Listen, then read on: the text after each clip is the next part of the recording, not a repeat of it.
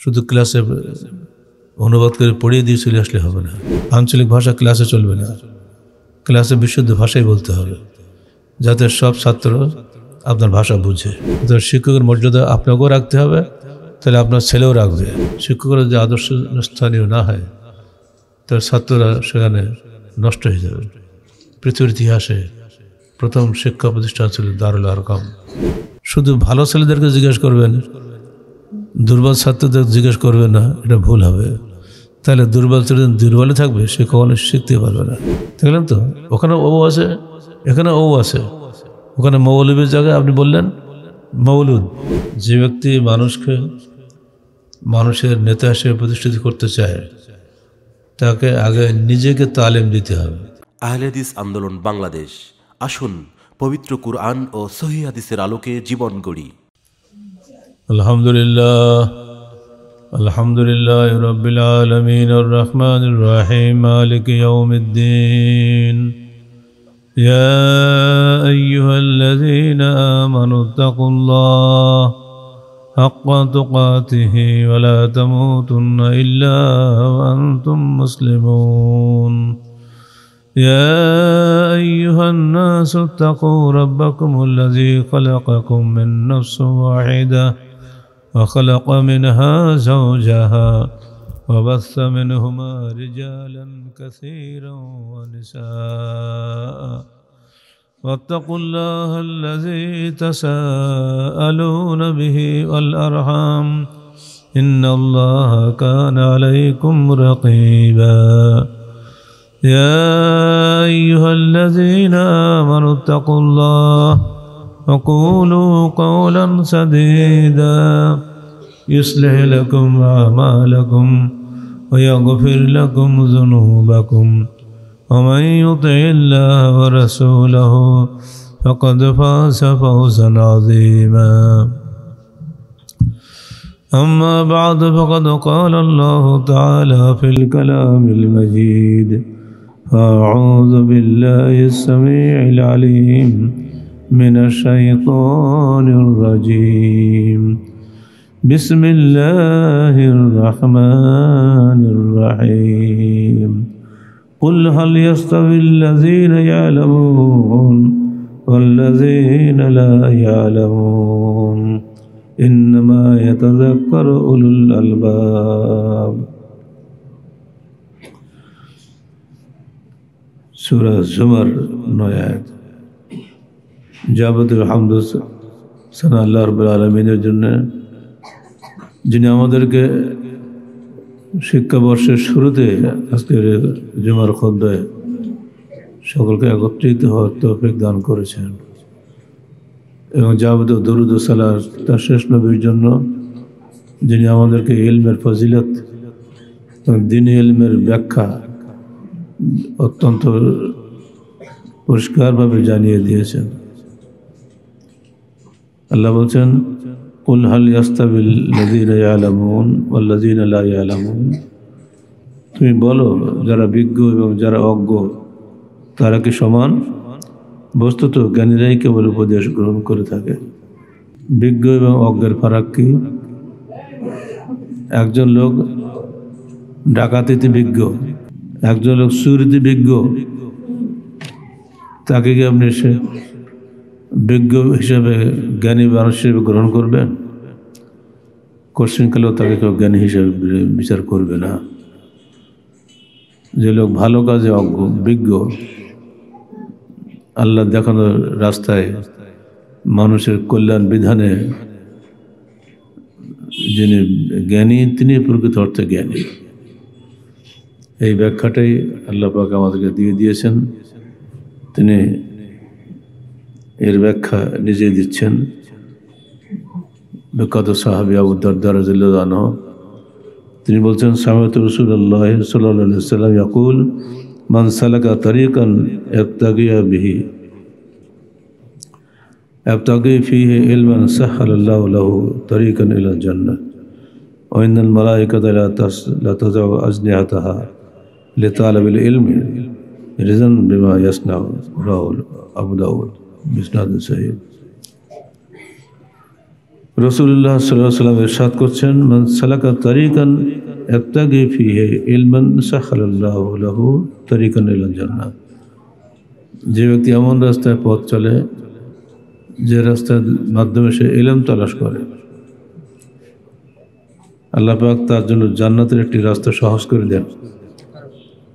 ওয়াইনাল মালাইকাতা লা তাযাউ আজনিহাতাহা, ফেরেশতা মণ্ডলী ওই তালেবে ইলমের জন্য তাদের ডানা বিছিয়ে দেন। লে তালেবে ইলম রিজান বিমা ইয়াসনা, যাতে তাকে সে খুশি হতে পারে। ফেরেশতা মণ্ডলী ডানা বিছিয়ে দেন, আমরা দেখতে পাই না, কিন্তু এগুলো বাস্তব, যেটা আমাদের চক্ষুর অন্তরালে যে বহু কিছু বিষয় আছে। আমরা আসমান দেখি, চন্দ্র দেখি, সূর্য দেখি, কিন্তু ধরতে পারি না, কিন্তু এগুলো অস্বীকার করার কোনো কায়দা নেই। ঠিক অমনি করে ফেরেশতা আছেন আমাদের অগোচরে, তারাই আমাদেরকে সবসময় গাইড করেন ভালো মন্দ সব কাজে। বিশেষ করে ভালো কাজে ফেরেশতারা আমাদেরকে পথ দেখান, আমাদেরকে সহযোগিতা করেন। রিজান লিত তালিবুল ইলম, যারা ইলম তলাশে বের হয় তাদেরকে খুশি করার জন্য ফেরেশতারা ডানা বিছিয়ে দেন। এই বিষয়গুলি অস্বীকার করার কোনো কায়দা নেই। বহু প্রমাণ আছে, যারা দ্বীনি ইলম শিখছেন বা শিখেছেন তারা ভালোভাবে তাদের জীবনে অভিজ্ঞতা অর্জন করেছেন। এসব কাজে যারা শিক্ষক হন তাদের মর্যাদা খুবই বেশি।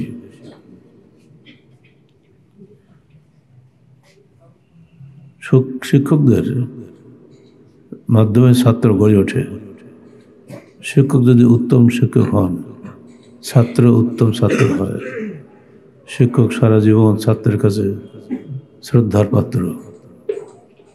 শ্রদ্ধা, ভক্তি, ভালোবাসার মাধ্যমে একজন শিক্ষক তার ছাত্রের অন্তরে স্থায়ী দাগ কাটে ফেলে। মৃত্যু পর্যন্ত ওই ছাত্র তার শিক্ষকের জন্য দোয়া করে। জীবনের প্রতি প্রান্তে প্রান্তে, প্রতি পদক্ষেপে ওই শিক্ষক তার স্মৃতিপটে ভেসে ওঠে, চিরভাস্বর হয়ে থাকেন। শিক্ষকের বৈশিষ্ট্য ও গুণাবলী কী কী হতে পারে? প্রথম গুণ হবে শিক্ষক হবেন আদর্শ স্থানীয়। আল্লাহ বলছেন তার রাসূল সম্পর্কে, লাকাদ কানা লাকুম ফি রাসূলিল্লাহি উসওয়াতুন হাসানাহ লিমান কানা ইয়ারজুল্লাহ ওয়াল ইয়াউমাল আখির ওয়া যাকারাল্লাহা কাসীরা। সূরা আহজাবের 21 আয়াত। তোমাদের জন্য আল্লাহ রসুলের মধ্যে উত্তম আদর্শ নিহিত রয়েছে। যারা তোমাদের মধ্যে আল্লাহকে অধিকারে স্মরণ করে এবং আখিরাতকে স্মরণ করে, অর্থাৎ আখিরাতকে যারা স্মরণ করে, আল্লাহকে যারা স্মরণ করে, ওই সব ব্যক্তির জন্য আল্লাহ রসুল হচ্ছেন উত্তম আদর্শ। তিনি কোনো দুষ্ট লোকের জন্য উত্তম আদর্শ নন। আজ সেটা আদর্শ বলা হয় না। আজকের পৃথিবী তার বিপরীত। নিকৃষ্ট লোকরাই সমাজের সর্বত্র নেতৃত্ব দিচ্ছে। আমেরিকার মতন 30 কোটি মানুষের বিশাল দেশে এমন ব্যক্তি সেখানে প্রেসিডেন্ট হচ্ছেন যা সেই দেশের লোকরাই যাকে ঘৃণা করে, অথচ সে প্রেসিডেন্ট হয়। গণতন্ত্রের লীলা খেলা কীভাবে যে হয়, এগুলি যারা করে তারাই ভালো বুঝে। দুজন লোকের মধ্যে বসে দিলেও তাকে কেউ উত্তম বলবে না, কিন্তু না, 30 কোটির মধ্যে তিনি উত্তম হয়ে গেলেন। এই ভোটাভুটির যে ছন্দপতন চলছে দেশে দেশে, তাদের অনুসরণে বাংলাদেশে দিন দিন দলীয় রাজনীতির বিষ বাষ্প দেশটা শেষ হয়ে যাচ্ছে। এখানে ভালো মন্দের তারতম্য হলো যার দলে লোক বেশি, অথচ সংখ্যাধিক্য কখনোই ভালো মন্দের তারতম্য মানদণ্ড হতে পারে না। এটা সবাই স্বীকার করে কিন্তু মানে না। আল্লাহ বলছেন শিক্ষকের মর্যাদা, আল্লাহ রসুল বলছেন শিক্ষকের মর্যাদা এত বেশি, যদি তিনি সত্যিকার অর্থে মানুষকে সৎপথে পরিচালনার জন্য শিক্ষকতা করেন, তাহলে তিনি হচ্ছেন, তাকে সবার আগে উত্তম আদর্শ হতে হবে। শুধু ক্লাসে অনুবাদ করে পড়িয়ে দিয়ে চলে আসলে হবে না। তার প্রতিটি নকল হরকত, তার প্রতিটি কথা কর্ম ছাত্রের কাছে আদর্শ স্থানীয় হতে হবে। এক মা আয়েশাকে জিজ্ঞেস করা হলো, আল্লাহ রসুল কেমন ছিলেন? তিনি জবাব দিলেন, কানা খুলুকুহুল কোরআন, তার চরিত্র ছিল কোরআন।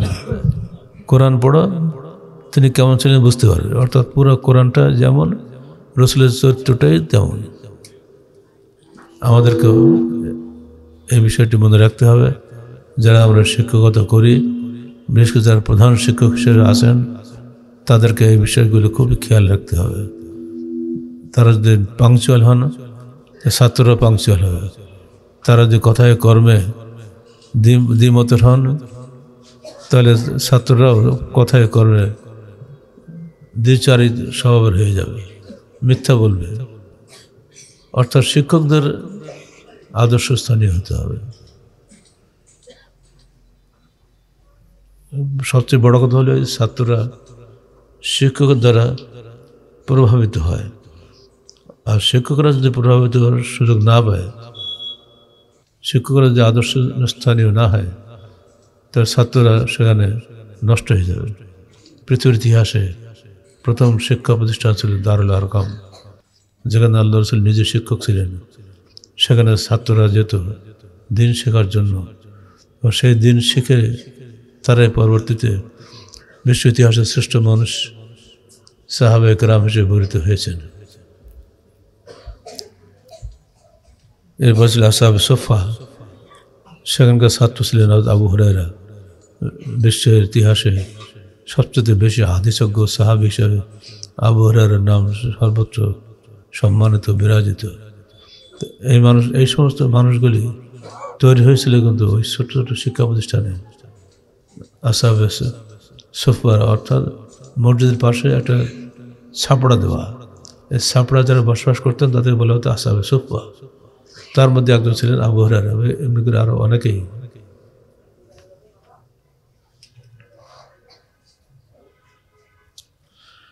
হযরত আলী বলছেন, মান নাসাবা নাফসাহু লিন্নাস ইমামান ফালিয়াবদা বিতালিমি নাফসিহি। যে ব্যক্তি মানুষকে মানুষের নেতা হিসেবে প্রতিষ্ঠিত করতে চায়, তাকে আগে নিজেকে তালিম দিতে হবে। অন্যকে তালিম দেওয়ার আগে নিজেকে তালিম দিতে হবে। অমদ্দিবহা, নিজেকে আদব দিতে হবে যে আমি কেমন। ওয়ালিয়াকুন তাদিবাহু বিসিরাতিহি ক্বাবলা তাদিবিহি বিলিসানিহি। মুখে আদব শেখানোর আগে শিক্ষককে নিজের চরিত্রকে, নিজেকে আদব শেখাতে হবে যে আমার এটা ভুল হচ্ছে কিনা, আমি ঠিক করছি কিনা। হযরত আলীর সম্পর্কে আপনারা সবাই জানেন। হযরত আলীর জ্ঞান শিক্ষা একবারে কিংবদন্তির মতো ছিল। তার কিছু কল হচ্ছে এই যে, শিক্ষক তুমি অন্যকে শিক্ষা দেওয়ার আগে নিজেকে শিক্ষা দাও, অন্যকে বোঝানোর আগে নিজেকে বোঝাও তুমি ঠিক আছো কিনা।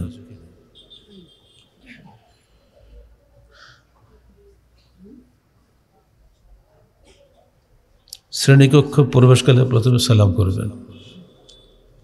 সালাম এমন একটা জিনিস যে সালাম সেখানে শান্তি বিরাজ করে। আল্লাহর নাম সালাম। আমরা মৃত্যুর পরে প্রবেশ করব দারুস সালাম, এবং আমাদের সালাম ফেরেশতারা শুনবেন, তারাও উত্তর বলেন ওয়ালাইকুম আসসালাম। ছাত্রদের সামনে যখন সালাম করে শিক্ষক ঢুকবেন, তখন সেখানে বিরাজ করবে সালাম আর শান্তি। ছাত্ররাও তাকে পাল্টা ওয়ালাইকুম আসসালাম বলবেন। আমরা যেগুলো করি, দাঁড়িয়ে থেকে স্যালুট দেওয়া, এগুলো ইসলামের শিক্ষার বিপরীত। তবে হ্যাঁ, কেউ নতুন প্রবেশ করলে তাকে এগিয়ে নেওয়া যায়, সালাম করা যায়, মহানাকাও করা যায়। কিন্তু ছাত্র যখন সবসময় ক্লাস পরিবর্তন হতেই হচ্ছে, ঘন ঘন ক্লাস চেঞ্জ হচ্ছে, সেখানে দাঁড়াবার কোনো সুযোগ নাই। শিক্ষক আসবেন, সালাম দিয়ে ঢুকবেন, এই পর্যন্তই।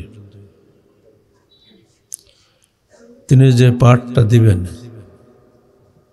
সেখানে যে কথাগুলো বলবেন, বিশুদ্ধভাবে বিশুদ্ধ ভাষা ব্যবহার করবেন। আপনারা বিভিন্ন অঞ্চলের শিক্ষক আমরা আছি, এক এক অঞ্চলে একটা আঞ্চলিক ভাষা আছে।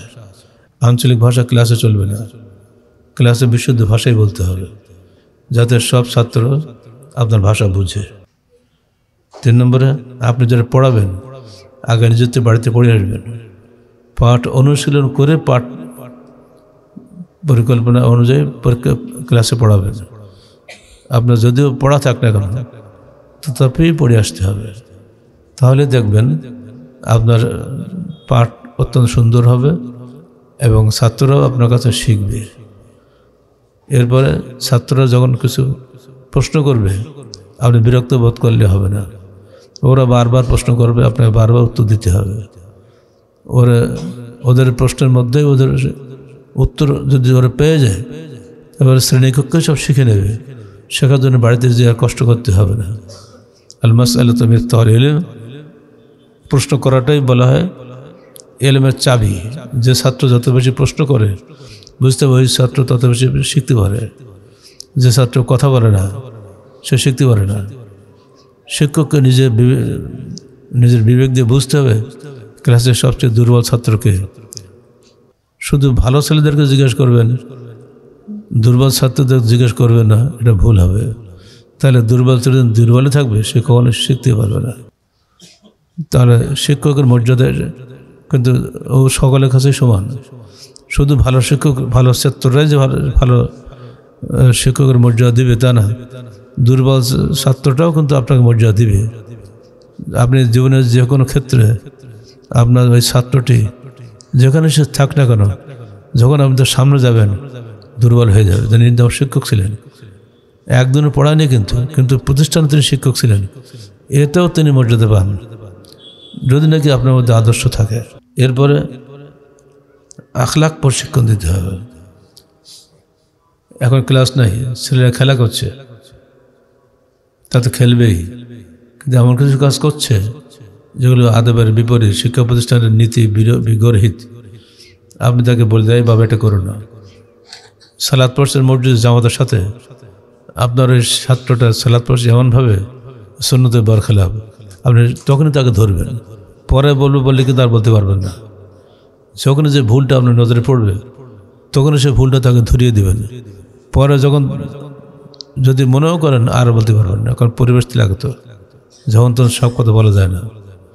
ভুল ধরিয়ে দেওয়া একটা বড় গুণ, আর ভুলটা স্বীকার করে নেওয়াটা আরও বড় গুণ।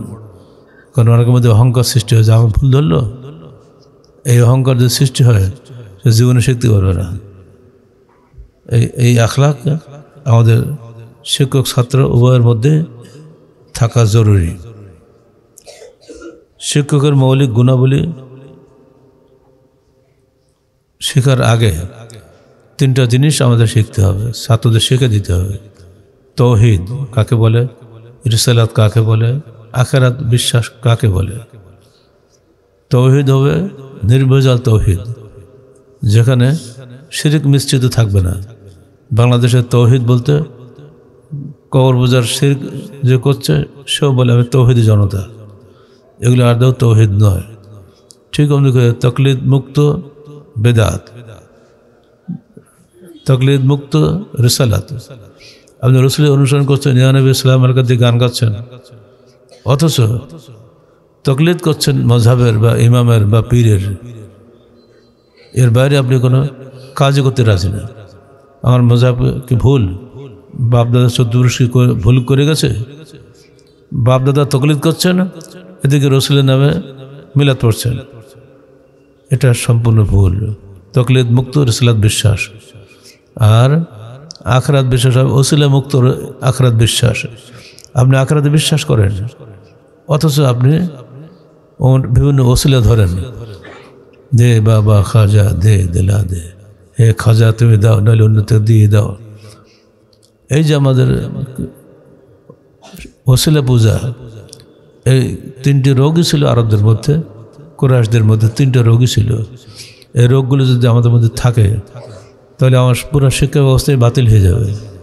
শিক্ষকদের বড় কর্তব্য হবে, বিশেষ করে যারা প্রধান শিক্ষক তার সবচেয়ে বড় কর্তব্য হবে ছাত্রদেরকে এই তিনটা মৌলিক বিষয় শিক্ষা দেওয়া। তৌহিদ অর্থাৎ নির্ভেজাল তৌহিদ, শিরক বিমুক্ত নির্ভেজাল তৌহিদ। রিসালাত অর্থাৎ তকলিদ মুক্ত রিসালাত, আর আখিরাত অর্থাৎ ওসিলা মুক্ত আখিরাত। এই তিনটা বিষয় যদি আমরা শিক্ষা দিতে পারি তাহলে আমাদের বিশ্বাস দৃঢ় হবে, আমাদের শিক্ষা প্রতিষ্ঠানগুলি সত্যিকার অর্থে ইসলামী শিক্ষা হিসেবে গড়ে উঠবে। নইলে শুধুমাত্র আলেম বা তাসা সেখানে মধ্যে ইসলাম শিক্ষা নাই। সবটাই করবে শিক্ষকরা, প্রধান শিক্ষক একাই করবে তা না, অন্য শিক্ষকরাই করবেন। প্রত্যেক শিক্ষকের শিক্ষকতার বড় যোগ্যতা হবে এই যে তিনি যেন এগুলো বুঝে আসেন, শিখে আসেন। শুধু ডিগ্রি নিয়ে ক্লাসে ঢুকলে হবে না। আজকাল যেভাবে শিক্ষার অবনতি ঘটছে মূলত এগুলি ডিগ্রি সর্বস্ব শিক্ষকদের মাধ্যমে আজকাল প্রতিষ্ঠান বেশি নষ্ট হচ্ছে। সাবধান থাকবেন এগুলো। এর সঙ্গে লাগে অভিভাবক এবং শিক্ষার্থী। এ বিষয়ে আমাদের লেখা বই শিক্ষক শিক্ষার্থী অভিভাবকের কর্তব্য বইটা কাছে রাখবেন, অনেক কিছু জ্ঞান পাবেন সেখানে। অভিভাবকদের মধ্যে এমন কিছু আছে যাদের কারণে ভালো শিক্ষকরা প্রতিষ্ঠানে থাকতে পারেন না। অভিভাবকদের সাবধান করে দিচ্ছি, কাজ করবেন না। আপনার ছেলে যত বড়ই হোক না কেন, শিক্ষকের কাছে আপনার কোনো মূল্য নেই। আপনি অভিভাবক হতে পারেন কিন্তু আপনি শিক্ষক নন। অর্থাৎ শিক্ষকের মর্যাদা আপনাকেও রাখতে হবে, তাহলে আপনার ছেলেও রাখবে। তাহলে আস্তে আস্তে প্রতিষ্ঠানে গড়ে উঠবে। শিক্ষক, অভিভাবক এবং শিক্ষার্থীর তিনটা মিলিয়ে একটা প্রতিষ্ঠান হয়। শুধুমাত্র শিক্ষক দিয়ে শিক্ষা প্রতিষ্ঠান গড়ে ওঠে না।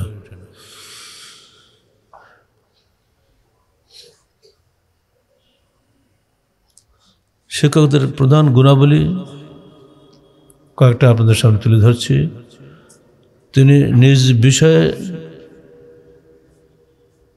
দক্ষতা অর্জন করবেন। আপনি অঙ্কের শিক্ষক, আপনি অঙ্কের দক্ষতা অর্জন করবেন। একজন শিক্ষক সব বিষয় পারবে না তো। আপনি বাংলা সাহিত্যের শিক্ষক, আপনি বাংলা দক্ষতা অর্জন করবেন। বাংলা সাহিত্য কয় ভাগে বিভক্ত? একটা হচ্ছে হিন্দুয়ানি সাহিত্য, একটা হচ্ছে পীরগিরি সাহিত্য।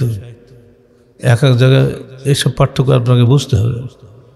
আর সত্যিকার ইসলামের সাহিত্যের মধ্যে যেখানে শিরকি বেদাত থাকবে না। ঔকার দিয়ে শেখাচ্ছেন বাচ্চাকে, বলো এটা ঔকার কি বলতে কি বোঝাচ্ছে আমরা? চলো চৌধুরী বাড়িতে মৌলুদ শরীফ পড়িতে যাই, এটা হলো বেদাতি শিক্ষা। ঠিকই আছে, চৌয়ের মধ্যে আছে, মৌলবীর মধ্যে মৌলুদের মধ্যে আছে। এদের কি শেখানো হলো? যে শিখলেন, সঙ্গে সঙ্গে আপনাকে বেদাতটা শিখিয়ে দিল। আর এইটা যদি কোনো আহলে হাদিসের আলেম পড়ায়, শিক্ষক পড়ায়, তিনি কি বলবে? চলো মৌলবী বাড়িতে তাওহীদের ওয়াজ শুনতে যাই। দেখলেন তো, ওখানে আছে, এখানে আছে। ওখানে মৌলবীর জায়গায় আপনি বললেন মৌলুদ, চৌধুরী বললেন বংশ পূজা। আর ওখানে ছিল মৌলুদ শরীফ পড়তে চাই, সেখানে আমি বললেন তাওহীদের ওয়াজ শুনতে চাই। কার শিখলেন কিন্তু তাওহীদ শিখলেন। এই যে পার্থক্যগুলো আছে, এগুলো বুঝে সুঝে আপনাকে প্রতিষ্ঠান বাছাই করতে হবে। যে কোনো প্রতিষ্ঠানের যে কোনো জায়গাতে ইসলামী শিক্ষা হয় না। তো নিজ বিষয়ে দক্ষতা অর্জন করতে হবে। যিনি যে বিষয়ে ভালো বুঝেন তাকে সেই বিষয়ে শিক্ষা দান করতে হবে। সেই বিষয়ে শিক্ষাদান করার সময় তার আকীদা ঠিক রাখতে হবে। 2 এ 2 4 হয় যোগ, কিন্তু এর সঙ্গে যখন গুণের অংশ শেখাচ্ছেন তখন আপনি সেখানে সুদ শেখাচ্ছেন। এত টাকা লাভ দিলে কত টাকা সুদ হয়। এখন যে মাদ্রাসা শিক্ষা বই বের হয়েছে বা অঙ্কের বই, সুদ শব্দটা আউট করে দিয়েছে, দিয়ে লিখতে মুনাফা হয়, অথচ আসলে সুদ। এগুলো বাছাই করে দেওয়াটা শিক্ষকদের কর্তব্য। আমাদের মাদ্রাসা শিক্ষা অন্তরের বইটার মধ্যে আমরা এগুলো কিছু আলোচনা করেছি, দেখে নেবেন। শিক্ষকদের মধ্যে এই গুণাবলী থাকতে হবে। প্রতিষ্ঠানে বাছাই করার সময়, শিক্ষকদের বাছাই করার সময় এগুলো তাদেরকে ভালোভাবে যাচাই বাছাই করে শিক্ষক হিসেবে নিয়োগ দিতে হবে। এবং শিক্ষকদের নিয়োগ পাবেন তাকেও এগুলোর সম্বন্ধে হুঁশিয়ার থাকতে হবে। যে বিষয়বস্তু আপনি তাকে পড়াবেন তাকে সহজ ভাষায় পড়াবেন, সহজভাবে। কঠিন করলে ওরা বুঝবে না। এটা ছাত্রদের কাছে পুরো শিক্ষাটাই নতুন এখন। এই নতুন শিক্ষার তার কাছে কঠিন করে বুঝাই দেন, তা বুঝবে না। আপনাকে সহজ করে বোঝাতে হবে। একটা কঠিন বিষয়কে সহজ করে বোঝানো একটা বড় দক্ষতার ব্যাপার। সে দক্ষ শিক্ষক যদি না থাকে তিনি মুশকিলে পড়ে যাবেন, ফলে তার কাছ থেকে ছেলেকে শিখতে পারবে না। দুর্বল ছাত্রের ক্ষেত্রে বিশেষ করে নজর দিতে হবে। অধিকাংশ ছাত্র দুর্বল, সবাই ক্লাসে ফার্স্ট হয় না, সবাই ফার্স্ট গ্রেডও পায় না। এজন্য তাদের দিকে নজর বেশি দিতে হবে। সাধারণত ক্লাসে গিয়ে শুধু ভালো শিক্ষকদের, ভালো ছাত্রদের সঙ্গে কথা বলে চলে আসবেন, এটা করলে অন্য ছাত্ররা মাহরুম হবে। আপনার দৃষ্টি থাকবে একদিন ভালো শিক্ষকের কাছে, আরেকদিন মধ্যম লেভেলের কাছে, আরেকদিন নিচু লেভেলের ছাত্রদের সঙ্গে কথা বলবেন। যাচাই করবেন যে আপনার শিক্ষাটা সে বুঝতে পারছে কিনা, ধারণ করতে পারছে কিনা। 4, ছাত্রদের প্রশ্নের সুন্দর সমাধান দিবেন। বুঝতে না পারলে, যে আপনি উত্তর দিতে না পারলে বলুন যে বাবা কালকে তোমাদের শোনাবো, আজকে বিষয় পারবো না। ছাত্রদের সামনে পারবো না বলাটা কোনো লজ্জার বিষয় নয়, কারণ এটা ছাত্ররাই বুঝবে যে আমার শিক্ষক তো আল্লাহ খোদা না, তাকে তো ওহী নাযিল হয় না, ও তো মানুষ। অতএব তার আজকে এটা বলবেন না, কালকে বলে দেবেন। এই উত্তর শুনলে তার মধ্যেও যোগ্যতা বাড়বে যে আমার তো এরকম ভুল হতে পারে। অতএব ছাত্রদের প্রশ্নের উত্তর সুন্দরভাবে সমাধান দান করাটা আমাদের কর্তব্য, না বললে বলে দিতে হবে। 5, ভাষার বিশুদ্ধতা বজায় রাখতে হবে, আঞ্চলিক ভাষা প্রত্যাহার করতে হবে। 6, সর্বদা হাসি মুখে কথা বলবেন। ছাত্রদের সঙ্গে মুখ গোণ হয়ে থাকে চলবে না। আপনার হতে পারে কোনো পারিবারিক সমস্যা থাকতে পারে, মন খারাপ থাকতে পারে, এটা মানুষের মধ্যে থাকেই। তবুও সাধ্যমতো হাসি মুখে ছাত্রের সঙ্গে কথা বলা উচিত।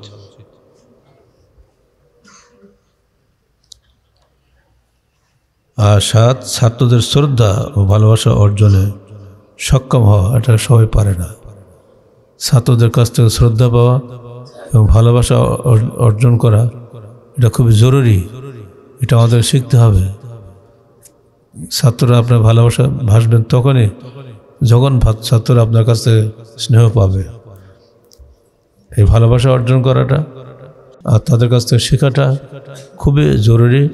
এই বিষয়টি শিক্ষক দ্বারা আমরা আছি, বিষয়টা মনে রাখবেন। আর ছাত্রদের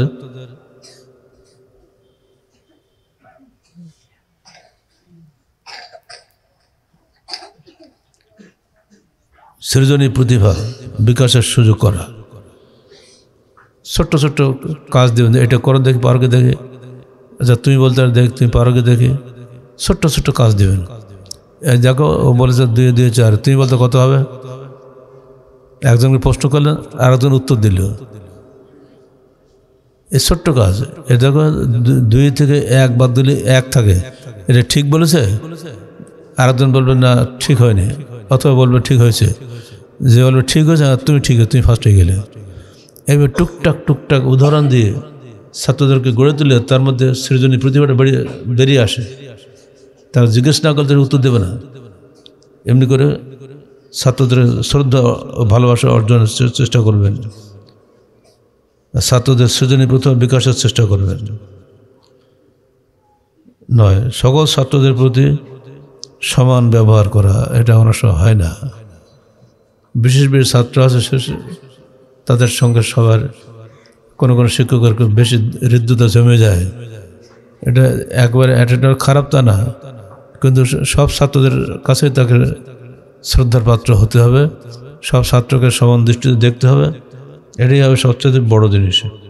সর্বোপরি নিজেকে ছাত্রদের মুর্শিদ হিসাবে গড়ে তুলতে হবে। আমি ছাত্রদের সুপথ প্রদর্শক, কোন পথে গেলে জান্নাত পাওয়া যাবে, কোন পথে গেলে ইহকালে পরকালে মঙ্গল লাভ করা যাবে, শিক্ষকদের কর্তব্য সেগুলো তাদের শিখানো। রব্বানা আতিনা ফিদ দুনিয়া হাসানা ওয়া ফিল আখিরাতি হাসানা ওয়া কিনা আযাবান নার। আল্লাহ তুমি আমাদেরকে দুনিয়াতে মঙ্গল দাও এবং আখিরাতে মঙ্গল দাও এবং আমাদেরকে জাহান্নামের আগুন থেকে বাঁচাও। এই যে দোয়া আল্লাহর পাক শিখিয়ে দিয়েছেন, এই আয়াতটা নাজিলের পরে আল্লাহ রাসূলের অন্য দোয়া পড়তেন না। হযরত আনাস রাদিয়াল্লাহু আনহু বলছেন, এই আয়াত নাজিলের পর থেকে আল্লাহ রাসূল সবসময় এই দোয়াটাই পড়তেন। তো আমাদের শিক্ষক যারা হবেন তাদেরও কর্তব্য হবে ছাত্রদেরকে ইহকালীন মঙ্গলে পরকালীন মুক্তির পথ দেখানো।